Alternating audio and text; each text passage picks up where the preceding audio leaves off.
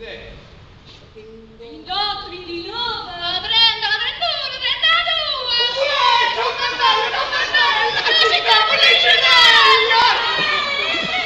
Che fai dei numeri? Che ti vanno alla bagno, tu c'hai la tombola. Ci sei biscoglianice? Pietro, so, da avere 2 anni bene, sono da sorella mia Maddalena. Che poi apri. Maria Maddalena. Chi la può avere? Quanto può tenere? Ma che ne so io? Aveva 13 anni quando è scappata via di casa. Ha fatto 8 anni di vita. Adesso 21. 3 carceri. Adesso 24. Da 5 sta con uno scopadore. Adesso 29. Dunque per me fa 27 anni. Fai sempre piacere. Vabbè, 30 anni. Tuo padre? Papà tuo, ce l'hai il papà? Vabbè, ignoto.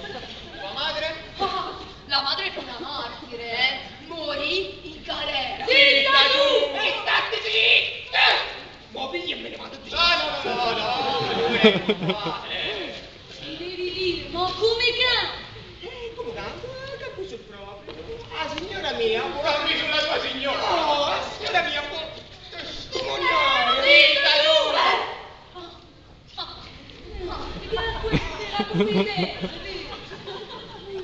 Allora giovanotto, mi hai dato la pazienza. Tu me ne accorsi che devi dire. Esattamente, nella vita.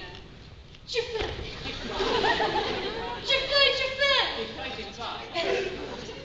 Faccio piazzista. Ah, e che cosa piazzi? Tutto quello che mi capita. Io piglio e lo piazzo. Ah, ricordavo. E che cosa rappresenti? Niente. Due! Dove sta il revolver?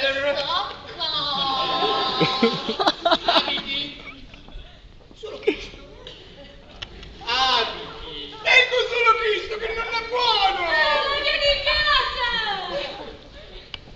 Largo delle baracche. Va bene, domani ascolteremo se le tue generalità sono esatte oppure no. No, mo' già parla!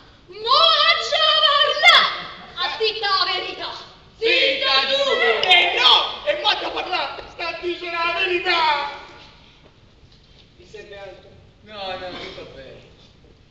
Forse. Ma perché che devi? Viene, pigliamoci un caffè.